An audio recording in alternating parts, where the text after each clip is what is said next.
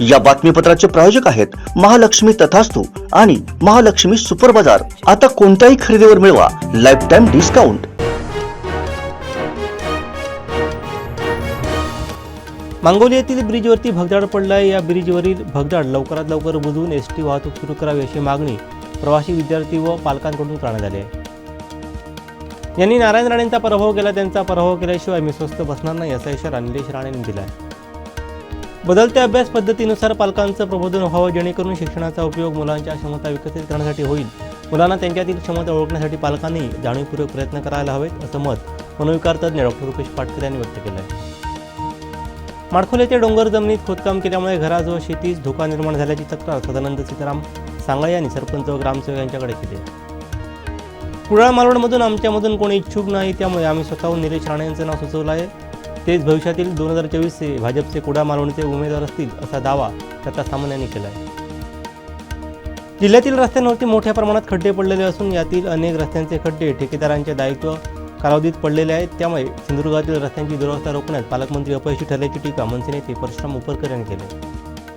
सावंतवाडी उपजिल्हा रुग्णालय सावंतवाडी परिसरामधील 15 फूट उंच चिऱ्यांची संरक्षण भिंत पूर्णपणे हॉस्पिटल अपघात विभागाच्या दिशेने झुकलेली आहे। चिऱ्याची भिंत त्या दिशेने पडल्यास मोठी दुर्घटना घडू शकते।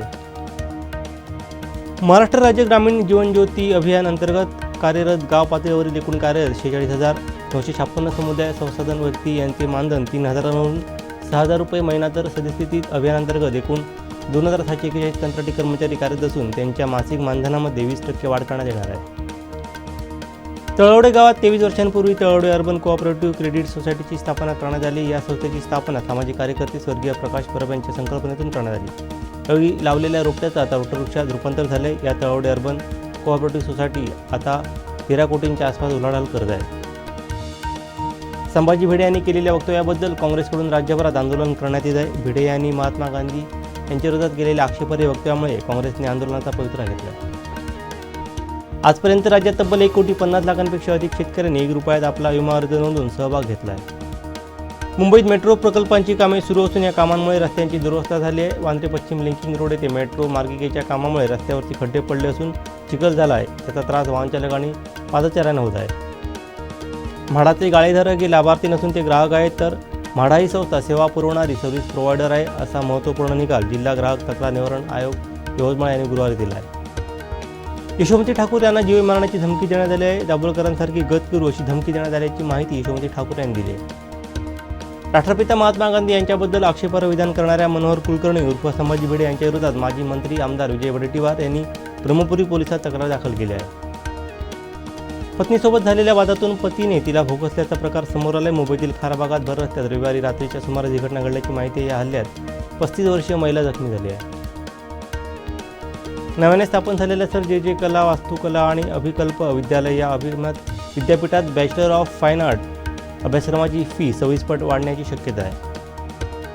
बहुचर्चित JNPT नायगाव मेट्रो प्रकल्पाचा विस्तार आता विरारपर्यंत होणार आहे। जागतिक व्याघ्र दिन व 2023च्या पावसाळ्यात राबवण्यात येणारा वनमहोत्सव यांच्या निमित्ताने सावंतवाडी वन विभागाकडून नरेंद्र डोंगरावरती वड झाडाच्या रोपांची लागवड करण्यात आली आहे। राज्यपाल नियुक्त 12 आमदारांच्या नियुक्तीबाबत 10 दिवसांमध्ये प्रतिज्ञापत्र सादर करायचे आदेश मुंबई हायकोर्टानं राज्य सरकारला दिले आहेत। जयपूर मुंबई एक्सप्रेस ट्रेनमध्ये रेल्वे पोलिसांच्या कर्मचाऱ्याने केलेल्या अंधाधुंद गोळीबारात RPFच्या सहाय्यक पोलीस निरीक्षकाचा मृत्यू झाल्याचा धक्कादायक प्रकार पालघर जिल्ह्याच्या हद्दीत घडला आहे। लोकमान्य टिळक स्मारक ट्रस्टच्या वतीने देण्यात येणारा लोकमान्य टिळक राष्ट्रीय पुरस्कार यंदा पंतप्रधान नरेंद्र मोदी यांना जाहीर झाला आहे। पंतप्रधान मोदी आणि राष्ट्रवादी काँग्रेसचे नेते शरद पवार पुरस्कार वितरण सोहळ्यानिमित्त एकाच व्यासपीठावरती येणार आहेत, मात्र देशातील विरोधी पक्षांसह महाविकास आघाडीने याबाबत नाराजी व्यक्त केली आहे। IIT मुंबई येथे विविध पदांची भरती केली जाणार आहे। यासाठी अधिकृत वेबसाईटवरती नोटिफिकेशन जाहीर करण्यात आलं असून पदाचा सविस्तर तपशील देण्यात आला आहे। आठवडाभरात झालेल्या पावसामुळे पालघर जिल्ह्यातील विविध तालुक्यांतील गावपाड्यात पूर आला आणि यात एकूण 21 जणांचा मृत्यू झाल्याची माहिती मिळते। भारतीय क्रिकेट संघाचा माजी अष्टपैलू खेळाडू युवराज सिंगच्या आईसोबत घडलेली एक धक्कादायक घटना समोर आली आहे। युवराजची आई शबनम सिंग यांना तब्बल 40 लाखांची मागणी करणारा धमकीचा कॉल आला होता। एका महिलेनं बदनामी करण्याची धमकी देत या पैशांची मागणी केल्याचं सांगण्यात येत आहे। या बातमीपत्राचे प्रायोजक आहेत महालक्ष्मी तथास्तु आणि महालक्ष्मी सुपर बाजार। आता कोणत्याही खरेदीवर मिळवा लाईफ टाइम डिस्काउंट। आमचे दिवसभरातले सर्व अपडेट्स, ताज्या घडामोडी आणि थेट लाईव्ह पाहण्यासाठी सबस्क्राईब करा, लाईक करा कोकणचं नंबर 1 महा चॅनल कोकण 7 लाईव्हचं YouTube चॅनल.